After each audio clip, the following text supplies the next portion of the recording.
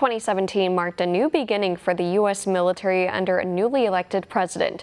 One America's Jennifer Franco takes us back through this year's highlights. The U.S. military has seen a number of advancements and a few challenges in 2017. But before the new year kicks off, bringing more progress with it under President Trump, here's a look back at this year. Following his inauguration, President Trump signed his first law, clearing the way for retired General James Mattis to serve as Defense Secretary. General Mattis is our first signing.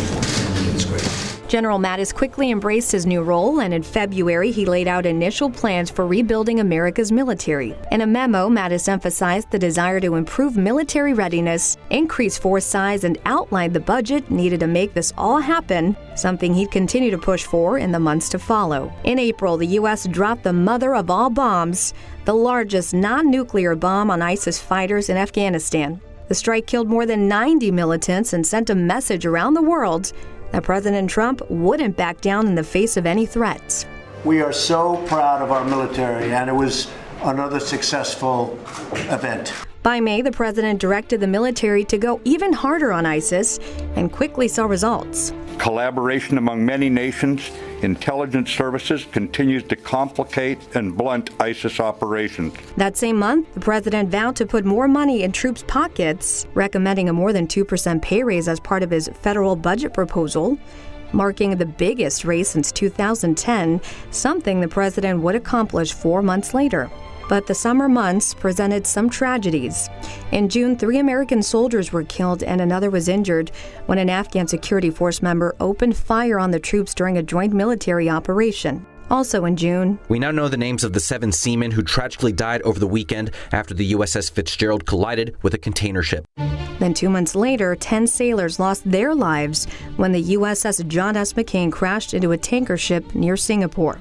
Officials determined both incidents could have been prevented, leading the Navy to order a review of the Pacific Fleet and issue new training guidelines.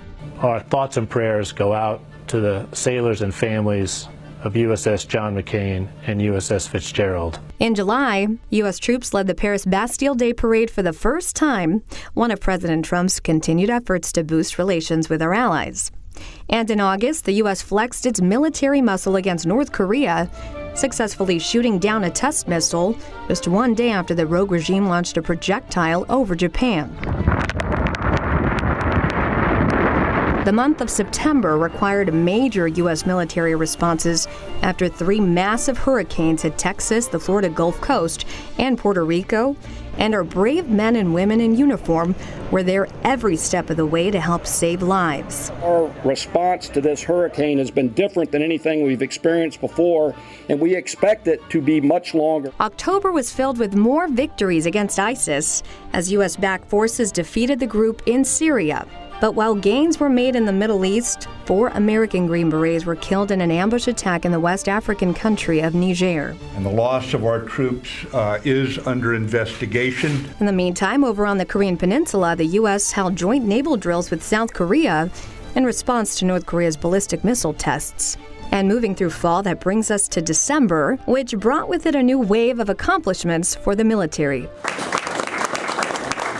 President Trump signed a massive $700 billion defense bill for 2018, giving the go-ahead for military pay raises and setting the stage for him to pursue a military buildup. This historic legislation demonstrates our unwavering commitment to our men and women in uniform, the greatest fighting force in the history of the world, and we're making it a lot better than even that. Jennifer Franco, One America News.